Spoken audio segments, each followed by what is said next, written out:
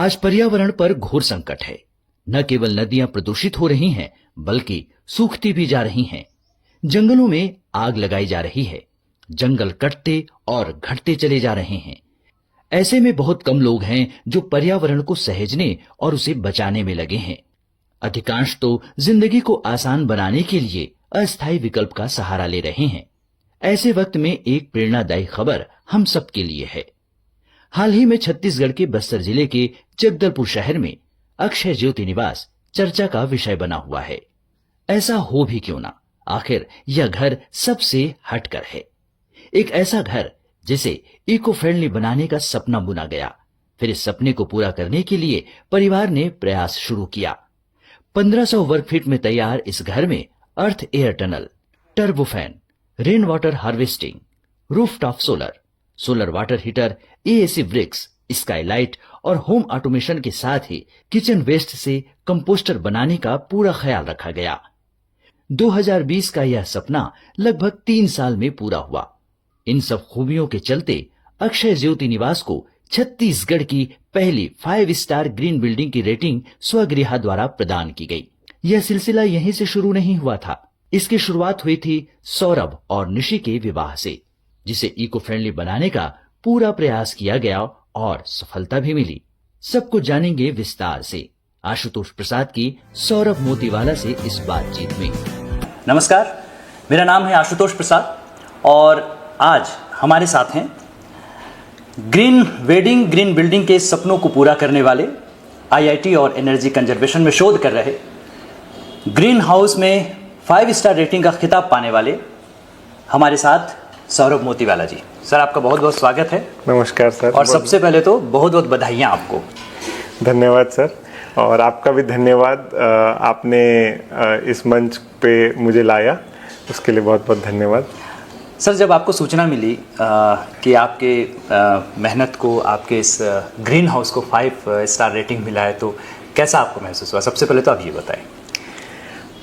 देखिए, काफ़ी emotional moment रहा वो, और क्योंकि पिछले 3-4 साल से जब से हमने इस बारे में सोचा था, तो एक प्रयास था हमारा कि हम जो बेस्ट में बेस्ट हम सर्टिफिकेशन पा सके, रेटिंग पा सके, उसका हम प्रयास करेंगे। पर हम कभी ये नहीं आया माइंड में कि हमको 5 स्टार ही चाहिए। बट जब वो मिल गया तो ऐसा लगा कि ये एक ऐसी चीज़ है जो जिससे हम और ज़्यादा से ज़्यादा इस फील्ड में जो हम चाहते हैं अवेयरनेस करना, वो हम कर पाएंगे। तो उसको लेकर मैं काफ़ी खुश था और काफ़ी इमोशनल भी था। दोनों एक साथ मेरे इमोशंस रहे। जी। ये जो ग्रीन हाउस को रेटिंग दिया जाता है, ये इसका कैसे चयन होता है? थोड़ा सा इस बारे में बताएं, जो आपकी जानकारी में। देखिए, ये जैसे हमने जो सर्टिफिकेशन लिया है वो गृहा का सर्टिफिकेशन लिया है। गृहा एक green building system, rating system है जो भारत सरकार द्वारा जो MNRE है, ministry of new and renewable energy, उनके द्वारा प्रमाणित एक रेटिंग सिस्टम है। इंडिया का खुद का ग्रीन बिल्डिंग रेटिंग सिस्टम। अच्छा। उनके तहत, ये रेटिंग सिस्टम के तहत काफ़ी चेकलिस्ट होती है जिसमें ये बताया जाता है कि आपका घर कैसा होना चाहिए, ऊर्जा के पैमाने पर, पानी बचत के पैमाने पर, वेस्ट मैनेजमेंट के पैमाने पर, और जो आप मटेरियल यूज़ कर रहे हैं कंस्ट्रक्शन के लिए उसके पैमाने पर। तो ये चेकलिस्ट होती है जो मुझे, क्योंकि मैं इसी फील्ड से पिछले 1 दशक से जुड़ा हुआ हूँ, तो मेरे मन में था कि जब मैं लोगों तक पहुंच के लोगों को कहता हूं, एक प्रकार से सलाहकार के रूप में, कंसल्टेंट के रूप में लोगों को बताता हूं कि आपका ये होना चाहिए, तो मैंने सोचा कि क्यों ना मेरा भी घर ऐसा ही हो जिसके बारे में मैं लोगों को सलाह देता हूं। तो शुरू से जब ये दिमाग में आया कि नया घर बनना है, तो हमने इस बात का ध्यान रखा कि हमको इस रेटिंग सिस्टम के तहत हमारे घर को बनाना है। उसकी चेकलिस्ट जितनी हो सके, जितनी पॉसिबिलिटी है, हम ज़्यादा से ज़्यादा उसमें जो पैमाने हैं, पैरामीटर्स हैं, उसको हम अटेम्प्ट करें। और मुझे बहुत खुशी है कि हम ज़्यादा से ज़्यादा उसमें मैक्सिमम मार्क्स अचीव कर पाएँ। जी। सवाल तो काफ़ी सारे हैं, लेकिन मुझको ऐसा लगता है कि दर्शक भी शायद ये जानना चाह रहे होंगे कि एक सामान्य जो घर बनाया जाता है और जो ग्रीन हाउस बनाया जाता है, क्या बेसिक फ़र्क होता है इसमें? देखिए, फ़र्क तो मतलब बहुत ज़्यादा नहीं होता है। एक जो मैं ग्रीन की बात जब हम करते हैं, आजकल काफ़ी लोग इसके बारे में चर्चा भी कर रहे हैं, और जलवायु परिवर्तन का जो प्रभाव है आज बस्तर ही नहीं, बाकी बड़े शहरों में आप कहीं पे भी देखिए, देश विदेशों में इसका प्रभाव देखा जा रहा है। तापमान बढ़ते जा रहे हैं जो हमने कभी सोचा नहीं था। बारिश असीमित तौर पे आ रही, हवा आंधी तूफान भी बहुत ज़्यादा हो रहे हैं। तो ये एक साइंटिफिक चीज़ें हैं जिसका ये प्रभाव आ ही रहा है आज नहीं तो कल। तो जब हम देखते हैं ग्रीन की बात जब हम करते हैं, तो मैं एक चीज़ बोलता हूँ कि हमको कॉन्शियस हो जाना है। कॉन्शियस हो जाने का मतलब ये है कि हमको समझना है कि जो भी मैं चीज़ कर रहा हूँ, जो भी मैं एक्शन ले रहा हूँ, उसका पर्यावरण पे क्या इम्पैक्ट आएगा। तो जब हम ये करते हैं तो ये जो ग्रीन वाला जो एंगल है एक घर से जुड़ा हुआ, वो हम उसको अमल में ला पाते हैं। तो जैसे कि मैंने बात की, इसमें अलग अलग पैमाने रहते हैं। पहला पैमाना अगर पानी की हम बात करें तो पानी हर कोई जानता है कि बहुत अब बेशकीमती एक चीज़ हो गई, रिसोर्स हो गया है। तो उसके लिए हमने रेन वाटर हार्वेस्टिंग का यूज़ किया है, जो बहुत ही बेसिक है। But then rain water harvesting के साथ साथ हम पानी को फिल्टर करके उसको स्टोर भी कर रहे हैं, और स्टोर करने के बाद फिर हम गार्डनिंग और बाकी चीज़ों में यूज़ कर रहे हैं। प्लस जो हमारा ग्राउंड वाटर है, ग्राउंड वाटर को रिचार्ज करने के लिए भी एक रिचार्ज पिट बनाया गया। तो जो वो रेन वाटर जो मेरा एक्सेस हो जा रहा है जो स्टोर करने के बाद, उसको मैं वापस से भूजल में उसको डाल रहा हूँ वापस से। अच्छा। तो ये एक पूरा एक प्रक्रिया हो गई पानी को लेकर। सिमिलरली अगर ऊर्जा की बात करें, लाइट की, जैसे अब दिन में भी हम बैठे हैं तो हम कम से कम लाइट का यूज करें, क्योंकि घर का जो मॉडल है, जो आर्किटेक्चर है, वो इस तरीके से है कि ज्यादा से ज्यादा डे लाइट हमारे पास आती। तो डे लाइट आने की वजह से हमको, नेचुरल डे लाइट आने की वजह से हमको दिन में लाइट की जरूरत नहीं पड़ती। फिर जब हम अप्लायंस लेने जाते हैं, फॉर एग्जांपल पंखा लेने जा रहे हैं, या और भी हम एसी ले रहे हैं या कोई भी चीज ले रहे हैं, उसमें गवर्नमेंट खुद प्रमाणित करती है ब्यूरो ऑफ एनर्जी एफिशिएंसी द्वारा कि ये इसका स्टार रेटिंग क्या है। उसमें भी आप देखेंगे तो एक स्टार मार्क लगा होता है। तो हमने 5 स्टार रेटेड ही अप्लायंसेस लेने का प्रयास किया। प्लस जो हमारी ऊर्जा खपत है वो हम सोलर रूफटॉप के माध्यम से पूरा कर रहे हैं। फिर जो गर्म पानी की रिक्वायरमेंट होती है वो उसके लिए सोलर वाटर हीटर लगा हुआ है हमारे यहाँ। फिर जो अलग अलग मटेरियल्स जो हम बात करते हैं, जैसे हमने घर बनाने के लिए लाल ईंटों का प्रयोग नहीं किया, उसके लिए एनवायरमेंटल फ्रेंडली ब्रिक्स आते हैं, एसी ब्लॉक्स जो आते हैं, उस पे वो हमने लगाया है। वेंटिलेशन के लिए हम यूज कर रहे हैं वो है अंडरग्राउंड अर्थ एयर टनल, जो जिससे हम क्या कर रहे हैं कि धरती के नीचे एक जो कांस्टेंट टेम्परेचर मेंटेन रहता है थ्रू आउट द ईयर, उसको हम यूज कर रहे हैं। और काफी नेचुरल तरीके से हमारे नीचे जो रूम्स हैं उसको हम तो उसमें ठंडक पहुंचा रहे हैं। आपने जो लाल ईंट से हटकर जो एसी ब्रिक्स की बात की, तो वो उसकी उपलब्धता यही थी या आपने उसको बाहर से मंगाया? इसके बारे में थोड़ा सा बताएं। देखिए, उस समय जब हम काम कर रहे थे इस पे, तब ये ब्रिक्स यहाँ उपलब्ध नहीं थे, हमने बाहर से ही उसको प्रोक्योर किया। बट आज के समय एक ये भी मुझे बहुत खुशी होती है जान करके कि आज के समय में इस ब्रिक्स के बारे में काफ़ी अवेयरनेस हो गई है, और आज ये ब्रिक्स की ट्रेडिंग हो रही है। और जो बड़े से बड़े यहाँ पे कंस्ट्रक्शन से संबंधित लोग हैं वो इसको रेकमेंड कर रहे हैं कि आप इसको घरों में लगाइए। अक्सर हम देखते हैं कि घरों के निर्माण में लाल ईंट का प्रयोग किया जाता है, लेकिन जैसा कि हमें जानकारी मिली है कि एसी ब्रिक्स ये किस तरह की ईंटें हैं और इससे किस तरह का फ़ायदा होता है ग्रीन हाउस के प्रयोग? देखिए, ये अगेन एक साइंटिफिकली प्रूवन है ये फैक्ट कि एक तो इंसुलेशन बहुत अच्छा मिलता है, ये ब्रिक से बहुत ज़्यादा हीट अंदर नहीं आती है। मॉइस्चर एब्जॉर्प्शन भी बहुत ज़्यादा नहीं होता है, खास बहुत जगह हम देखते हैं कि सीलन बहुत जल्दी आ जाती है लाल ईंटों में, तो इसके कंपैरिजन में ये थोड़ा कम इसका मॉइस्चर एब्जॉर्प्शन रहता है। प्लस इजी टू कंस्ट्रक्ट है। जैसे हम नॉर्मल लाल ईंटें की बात करें, उसमें जो मेहनताना जो लगता है लेबर्स का, वो इसमें कम हो जाता है, क्योंकि ये ब्रिक्स बड़े भी होते हैं और आप इजीली उसको उठा भी सकते हैं। तो जो लेबर टाइम है वो भी बहुत ज़्यादा रिड्यूस हो जाता है। और लाल ईंट से ये महंगा है कि लगभग? हाँ, लाल ईंट से ये थोड़ा महंगा पड़ता है, बट अभी जैसे मैंने बोला साल दर साल उनकी कॉस्ट भी कमी आ रही है। और जो लाल ईंटों का, क्योंकि वो जो उसका प्रोसेस है उसी में ही इतना ज़्यादा लेबर लग जाता है लाल ईंटें बनाने में, कि वो उसकी कॉस्टिंग साल दर साल बढ़ती ही जा रही है। तो उसके लिए मिट्टी का भी खनन बहुत करना पड़ रहा है। राइट। खेतों के, वो भी एक नुकसान ही है। नुकसान है।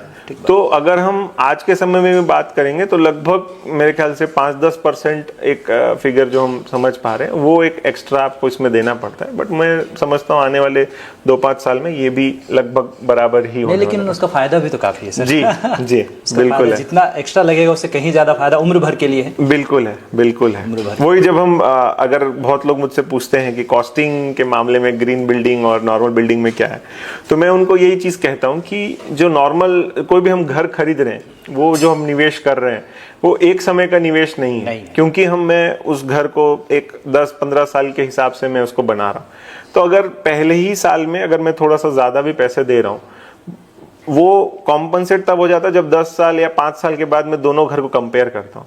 जो नॉर्मल घर है उसमें आपकी ऊर्जा की खपत बढ़ जाएगी, क्योंकि आपने उसको इस तरीके से बनाया कि उसका कंजम्पशन बढ़ने ही वाला है, गर्म होने ही वाला है, और बिजली के बिल्स आपको पता है कि वो बढ़ते ही जा रहे हैं, क्योंकि उसमें हमारा कंट्रोल है नहीं, कोयला महंगा होता जा रहा है, बिजली उत्पादन महंगी होती जा रही है, तो आपका वो जो एनर्जी कॉस्ट है और पानी की उपलब्धता है वो कम होते जा रही है दिन पे दिन, और बिजली की जो रिक्वायरमेंट है वो बढ़ती जा रही है। तो 5 साल के बाद जब आप खड़े होकर कंपेयर करते हैं तो आपको निश्चित तौर पे ये ग्रीन बिल्डिंग आपको एक बहुत ही कॉस्ट इफेक्टिव एक समझ में आएगा कि कॉस्ट इफेक्टिव एक सॉल्यूशन है ग्रीन जाना। अभी आपने बिजली की बात की तो मेरे ध्यान में बात आई, आपके घर बिजली का मीटर लगा है कि नहीं? हाँ, बिजली का मीटर जरूर लगा है, क्योंकि एक बैकअप के तौर पे हमको ज़रूरत होता ही है, और खासकर रात के समय में जब सौर ऊर्जा की उपलब्धता नहीं होती है तो इसकी ज़रूरत पड़ती है। और एक ग्रिड कनेक्शन भी एक रिलायबल सोर्स है जो रिकमेंडेड है, होना ही चाहिए घरों में।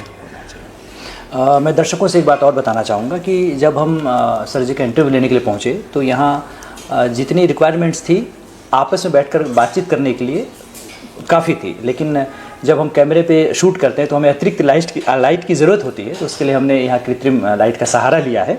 बाकी ऐसे ज़रूरत नहीं है, ताकि आपको क्लियर सर दिख सके, हमारा ये पॉडकास्ट आपको दिख सके। सर, धरती के तापमान को किस तरह से यूज़ करके घर को ठंडा रखने की बात की जा रही है?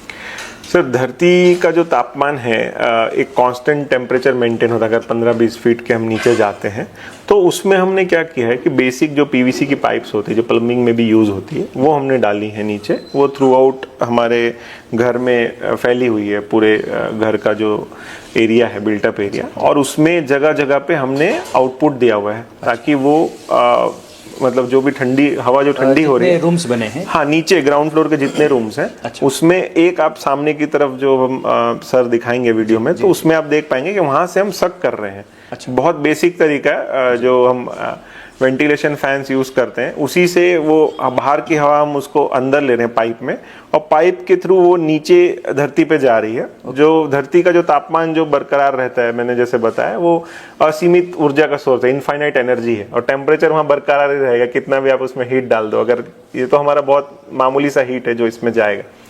और उसके चारों तरफ जैसे मैंने बताया कि हमने रेती, मॉइस्चराइज रेती, और उस तरीके से उसको ढका है वो पाइप को, तो हमेशा वो वहाँ पे मॉइस्चर मेंटेन रहता है और एक वो तापमान बरकरार करता है। तो जो हवा जो हमने सक की बाहर से, वो ठंडी होके वापस हमें रूम्स में मिल जाती है। ये अर्थ एयर टनल है।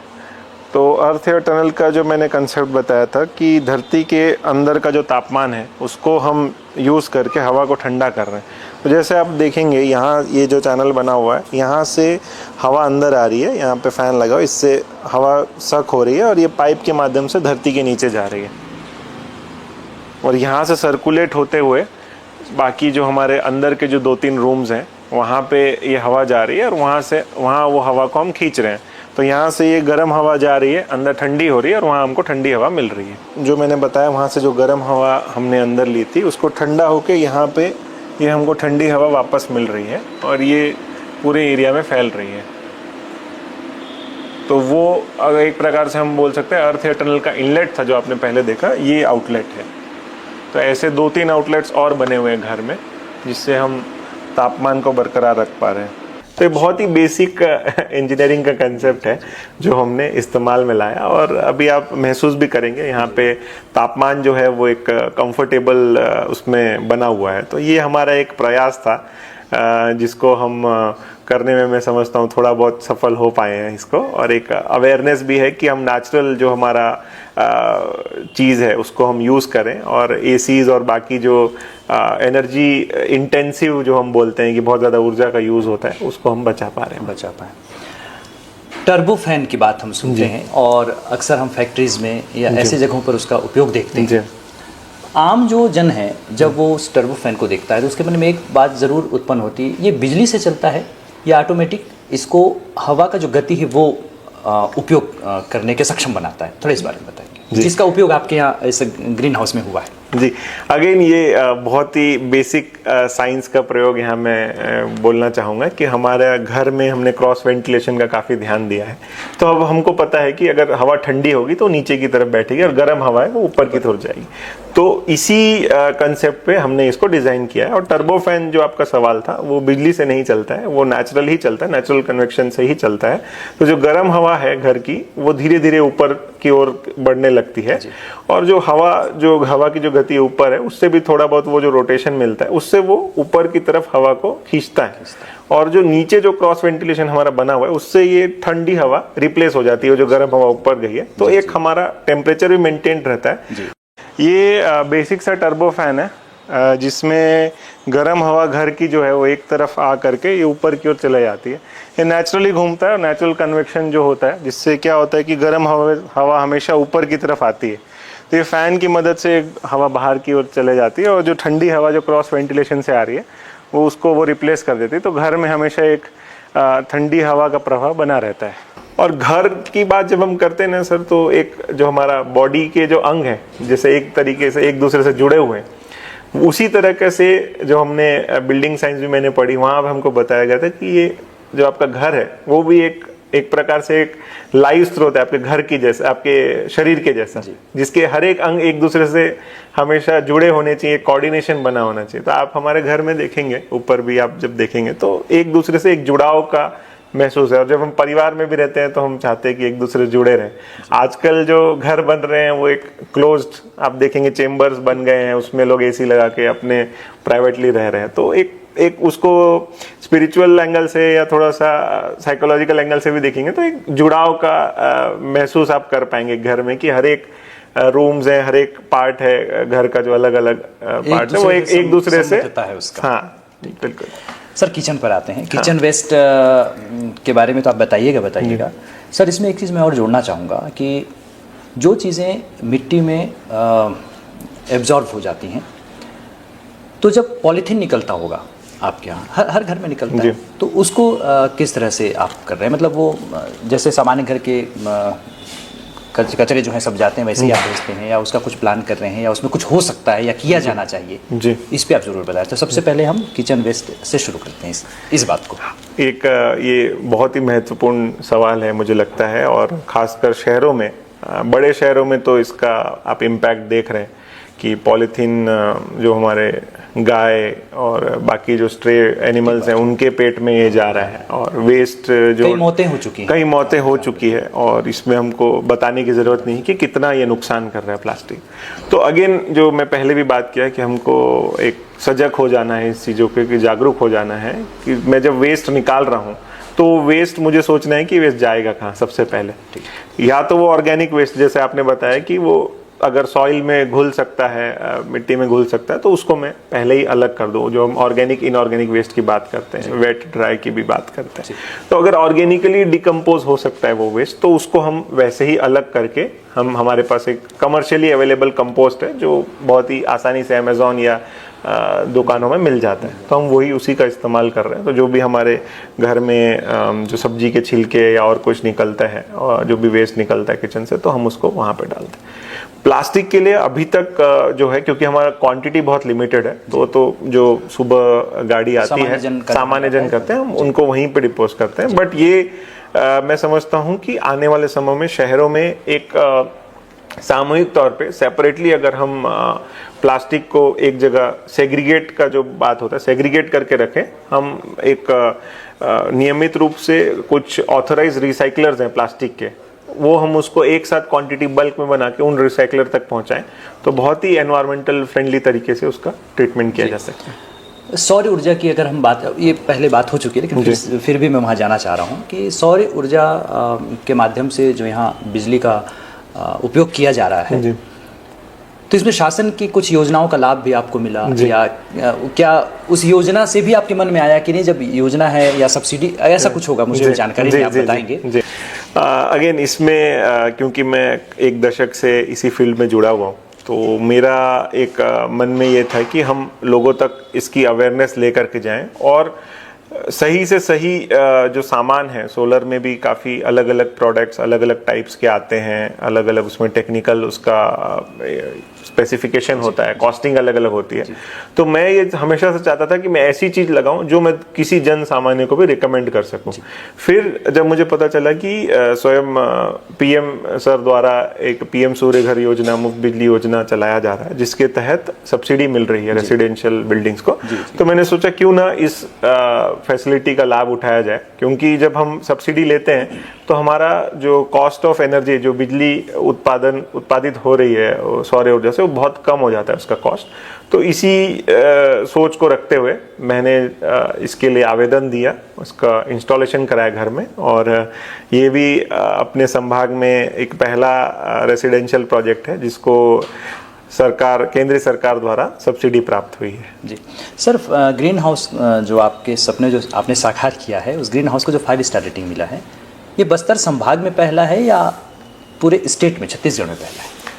सर देखिए, इसमें जो गृहा रेटिंग की जो हम बात कर रहे हैं, जो भारत सरकार स्वयं द्वारा प्रमाणित है, अभी तक जो उनके डेटाबेस में जो हमने डेटा देखा, उसमें रेसिडेंशियल प्रोजेक्ट तो ऐसा कोई है नहीं छत्तीसगढ़ राज्य में अभी नहीं है जिनको 5 स्टार मिला, क्योंकि जैसे आपको मैंने बताया था इसमें रेटिंग्स भी अलग अलग 2, 3, 4, 5 तक जाता है। तो 5 स्टार रेटिंग प्राप्त करने वाला रेसिडेंशियल उसमें कैटेगरी में प्रदेश में गृहा के अंडर कोई नहीं है। ग्रीन बिल्डिंग के अंडर अभी गृहा जो रेटिंग सिस्टम उसके अंडर अभी फिलहाल कोई नहीं है।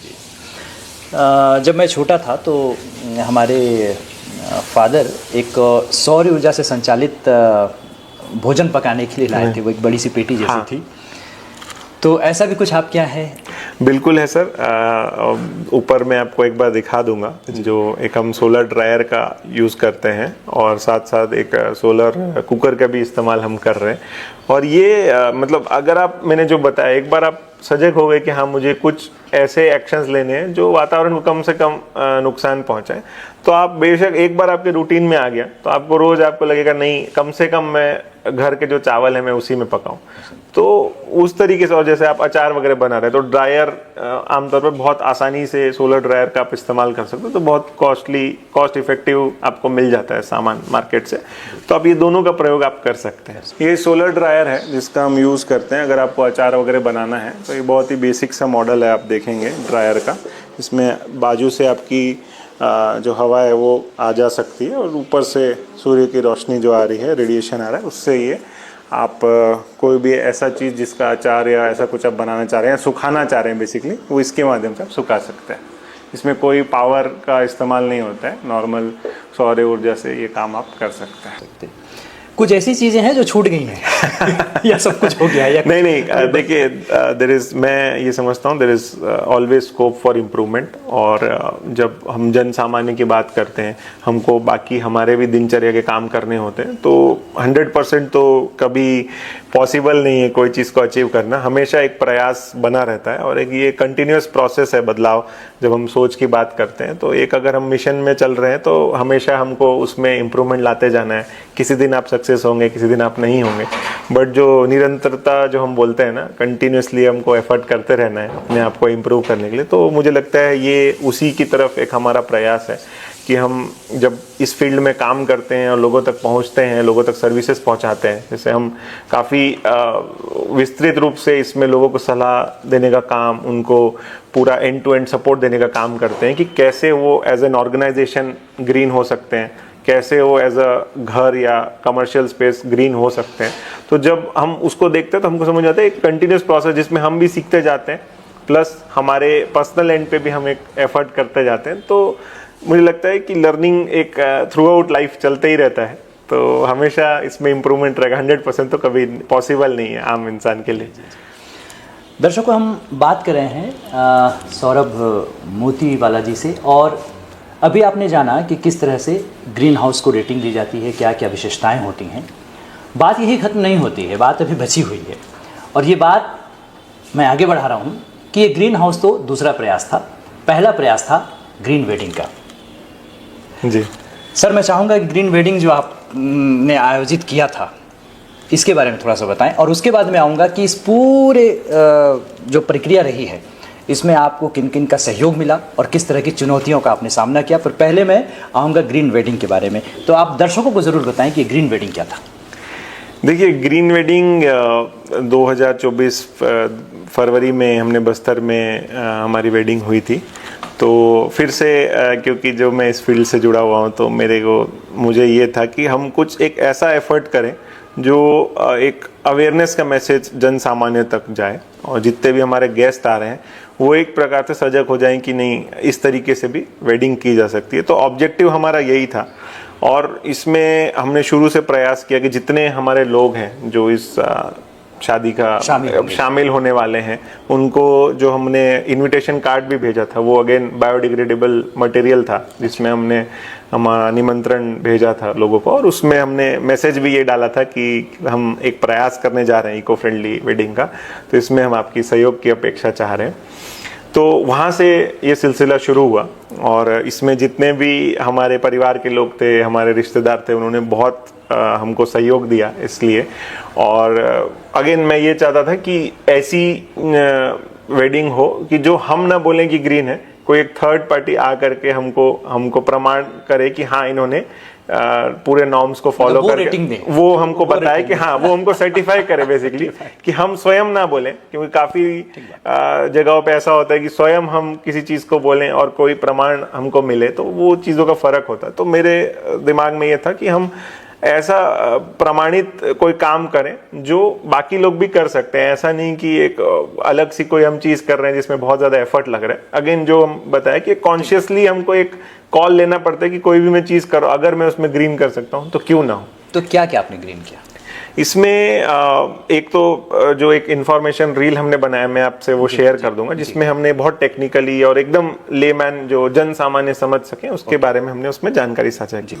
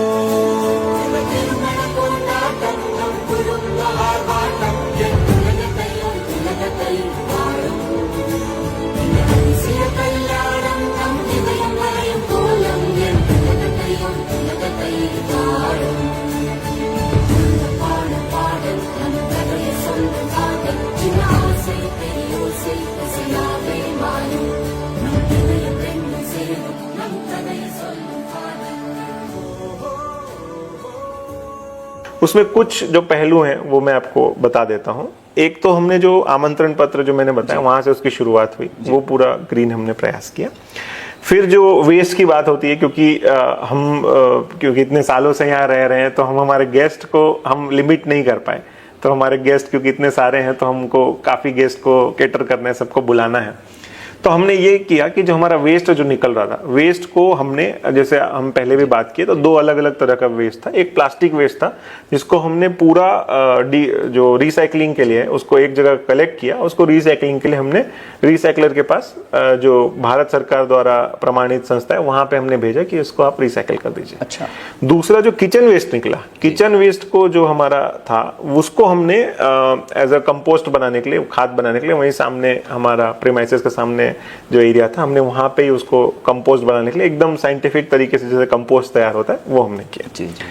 शादी के तुरंत बाद, क्योंकि हमने एक प्लेज भी लिया हुआ था कि हम एनवायरमेंट फ्रेंडली काम आने जीवन भर में जो भी हमसे प्रयास होगा, छोटा मोटा जो भी हमारे से स्टेप होगा वो हम करेंगे। क्या बात। तो शादी के तुरंत बाद हमने जो, जैसे शादी की हम वचन लेते हैं, वैसे ही हमने एक वचन लेकर के एक छोटा सा पौधा हमने वहाँ पे रोपित किया, वहीं पे जहाँ पे हमने वेस्ट का वो ट्रीटमेंट किया, वहीं बाजू में मैं, मेरा परिवार, हम सब ने मिलके 2-3 वहाँ पे पौधे लगाए। फिर जो गेस्ट आए थे, गेस्ट के लिए हमने, जैसे मैंने बताया कि पूरे आप एरिया में अगर आप देखेंगे तो हर जगह हमने अवेयरनेस के पोस्टर्स लगाए थे कि आप फूड वेस्ट कर रहे हैं तो उसका बहुत बड़ा वातावरण को नुकसान भी पहुंच रहा है, और प्लस जो हंगर की बात करते हैं कि काफ़ी लोग भूखे भी मर जा रहे हैं, उनको भी बहुत बड़ा प्रॉब्लम है। प्लास्टिक वेस्ट से क्या नुकसान है, सारी चीज़ों का हमने एक अवेयरनेस तरीके से वो शादी को हमने यूज़ किया कि लोगों तक हम अवेयरनेस पहुंचाएं। प्लस खुद मैंने रिसेप्शन के दौरान माइक लेकर के इस चीज़ की अनाउंसमेंट की कि एक ऐसा प्लेज है जो हम ले रहे हैं, मैं और मेरा परिवार, तो आप भी ये ले सकते हैं। इसमें कोई ऐसा नहीं है कि कोई एक पर्टिकुलर व्यक्ति ही ले सकता है, हर कोई ले सकता है, जो टेक्निकल हो, नॉन टेक्निकल हो, जन सामान्य भी ले सकता है। फिर जैसे घोड़ी और बाकी चीज़ों का उपयोग होता है तो हमने वहाँ पे इलेक्ट्रिक व्हीकल का प्रयोग किया। अच्छा। और उसको भी सजाने वगैरह के लिए जो प्लास्टिक की यूज़ होते हैं वो एकदम मिनिमम से मिनिमम, मतलब हमने सिर्फ रॉ जो फूल होते हैं अपने, उसी से उसको सजाया था। फिर जो हमारे गेस्ट आए हुए थे वहाँ पे, क्योंकि एक हॉस्पिटैलिटी भी एक पार्ट होता है, लोग बोलते हैं कि नहीं आए, आपके मेहमान आए हैं तो आओ भगत, आपको अच्छा करना है, तो हमने क्या किया था कि प्लास्टिक के जो अपने वो आते हैं, बहुत लोग रैपर्स और ये सब यूज़ हो जाता है कि हम जब ऐसे चिप्स या वेफर्स वगैरह, तो हमने क्या किया था कि जो एक रिसाइकल्ड बॉटल्स आती है प्लास्टिक की, छोटी छोटी आती हैं, तो वो हमने हर एक रूम्स में रखवाए थे, उसमें ही हमने हमारा नाश्ता रखवाया था, और वो भी होममेड नाश्ता था। उसको भी हमने रॉ, मतलब टोकरी और रॉ जो हमारे गेंदे के फूल होते हैं उससे हमने सजा करके रखा था, और उसमें भी फिर एक मैसेज ये डाला था कि जो भी जैसे आते हैं गेस्ट, हम तो लोग बोलते हैं कि आपको जो भी चाहिए दिनचर्या की चीज़ें हैं, कंघी है, ब्रश है, उसमें भी हमने लगा था अगर आपको ज़रूरत पड़े तो ही आप हमसे मांगिए, नहीं तो आप अगर खुद लेकर के आए तो आप उसको ही यूज़ कीजिए, क्योंकि वो एक बार यूज़ करके वो वेस्ट में जाने वाला है। तो वो डब्बे आज मैं आपको घर पे भी दिखा दूंगा, जो हमने शादी में वहाँ यूज़ किए थे, उसको हमने वापस ला करके हम उसको घरों में ही, हमारे जो दिनचर्या के सामान है वो उसको हम उपयोग कर रहे हैं। क्या बात है, क्या बात है। तो sir, green wedding green house के बाद अगला कुछ और ग्रीन होने वाला है? जैसा सर मैंने बताया कि हम प्रयास करते रहेंगे इसी में, और मेरा एक ऑब्जेक्टिव रहता है कि बूंद बूंद से घड़ा भरता है। बहुत लोग सोचते हैं कि अरे मैं एक्शन ले लूँगा तो कौन सा वहाँ पे एंटार्कटिक में जो बर्फ़ है वो पिघलने रुक जाएगी। तो मेरा ऐसा सोच है कि बूंद बूंद से घड़ा भरता है, और छोटे छोटे एक्शन, छोटे छोटे स्टेप्स हम सब ले सकते हैं। एक कॉन्शियस एफर्ट हमको करना होता है हर जगह, और अगर हम कॉन्शियसली कर रहे हैं तो आने वाले जनरेशन को एक बहुत ही अच्छा एक दुनिया हम दे करके जाने वाले हैं।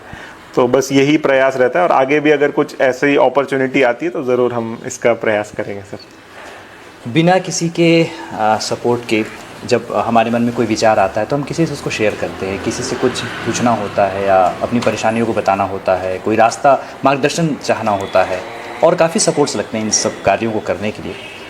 तो कौन आपके साथ बिल्कुल कंधे से कंधा मिला के हर वक्त खड़ा रहा है?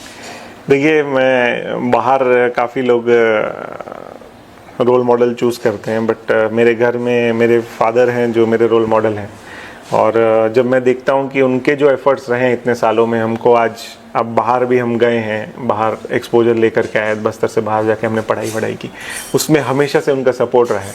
और ये घर के लिए भी मैं बोलूँगा कि अगर उनका सपोर्ट नहीं होता तो ये घर बनना संभव नहीं था, क्योंकि हर क्षण एक ऐसा चैलेंजिंग फेस रहा, क्योंकि लोग अवेयर नहीं थे जिनके साथ हम काम कर रहे थे, उनको भी हमको अवेयरनेस करना था।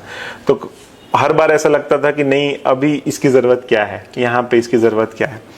बट सबसे बड़ा जो सपोर्ट रहा मेरे फादर और मेरा परिवार, क्योंकि हम एक संयुक्त परिवार से आते हैं और हर एक जो व्यक्ति है, परिवार का सदस्य है, उन्होंने हमेशा एक हौसला मेरा बनाए रखा, कॉन्फिडेंस दिया हमेशा, हर छोटी जगह पे मुझे सहयोग दिया। चाहे मेरे भाई हों, चाहे मेरे चाचा हों, मेरे लाइफ पार्टनर हो, हर किसी ने मुझे मोटिवेट किया, क्योंकि बाहर की काफ़ी चीज़ें तो जब हम एक फेज़ में रहते हैं, उस फेज़ में जहाँ आपको कोई नहीं देख रहा है, जहाँ आप सिर्फ निरंतर तौर पे आप एफर्ट करे जा रहे हैं, वहाँ आपको लगता है कि नहीं, कभी अगर मैं रुक रहा हूँ या कभी मैं गिर रहा हूँ या कभी मैं बहुत हताश हूँ, तो मेरे पीछे कोई एक कंधे पे हाथ रखने वाला होगा, नहीं आप सही कर रहे हो, आप आगे बढ़ते रहिए, जो होगा हम हमारे साथ हैं। तो कुछ ताने भी मिले होंगे, क्योंकि हमारे समाज में जब भी कुछ हटकर किया जाता है, तो प्रकृति है समाज की कि जरूर उस पे, अब उसको हम सकारात्मक रूप में भी ले सकते हैं, नकारात्मक रूप ले सकते हैं। इस बारे में क्या कहना चाहेंगे?